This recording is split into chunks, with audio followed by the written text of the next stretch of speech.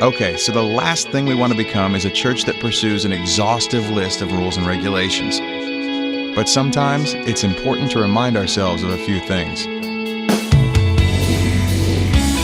Around here, we're more interested in giving a cold cup of water to a thirsty person than we are in drinking it ourselves. Around here, we're more interested in rubbing shoulders with people who have made plenty of mistakes than we are in standing next to people who pretend they haven't. In other words, the prostitute wins. The Pharisee does not. Around here, we're more interested in following an unpredictable Savior than we are in crawling after the expected and the routinely predictable. Around here, we're more interested in equipping you to live in the real world, a world that God created and loves, than we are in creating a Christian bubble. And, just to be clear, we'll gladly search for one lost, over 99 found, every time. Around here, we're more interested in growing big people than we are in growing a big church. Around here, we're more interested in helping you discover a life of worship than we are in furthering a musical genre.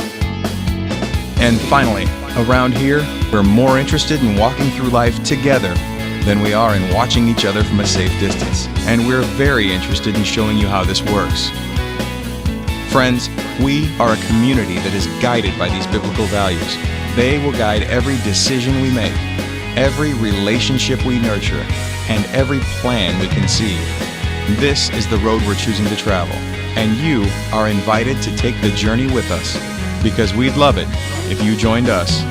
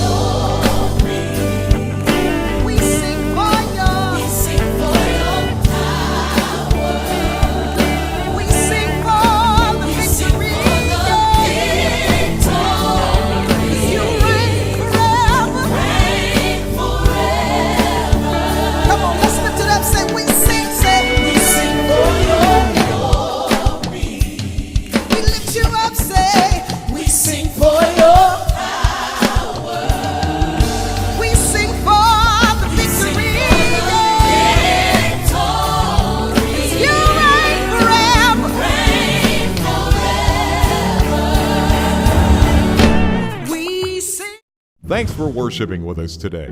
We'd appreciate it if you take this moment to turn your cell phone off If we hear your phone receive a text message, you may be forced to stand and read it out loud to the congregation.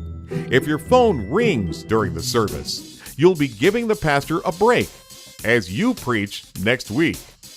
If you answer that phone call, we'll happily give your shiny new device a swift baptism. If your phone resurrects from this conversion experience, we'll rename your phone the iLazarus, but give it a double dunk for good measure. Again, we're so thankful you came today. Come next week to hear our guidelines on crying babies.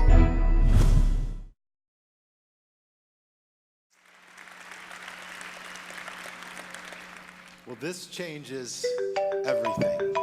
And we believe God's love can change Hey, what's up, our man? past, can change Oh, yeah, our yeah, I can present, talk. What's up? and can change. Don't be this guy. Hi. We've all seen this before. A beautiful service interrupted by an annoying distraction. So, here's a few tips on things to avoid during the service. During the service, you'll more than likely want to take out your phone for various reasons. Just remember to turn your display light on low in an effort not to distract those around you. Your little bundles of joy are cute and precious, except when Precious decides to throw a tantrum. Please escort your crying child to one of the various age-appropriate areas on campus. It's fun to sit next to friends and family during the service. Hey, look at this picture I took. We ask that you please respect those around you so that everyone can listen to the message distraction-free. And last but certainly not least, we know you might feel inclined to head towards the parking lot towards the end of a service. As a better and more practical approach, we ask that you please remain seated till the very end of the service Really? Really, guys? Right when I'm talking about it? Okay, great. It's great, thanks.